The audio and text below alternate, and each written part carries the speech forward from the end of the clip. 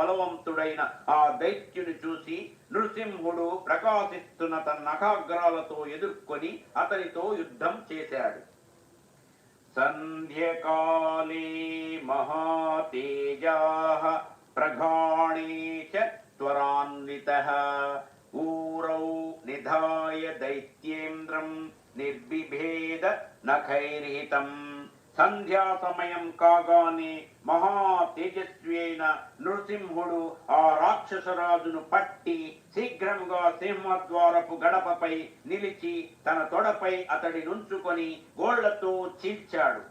మహాబలం మహావీర్యం వరదానేన దర్పితం దైత్యశ్రేష్టం సురశ్రేష్ఠః జగాన తరసా హరిః.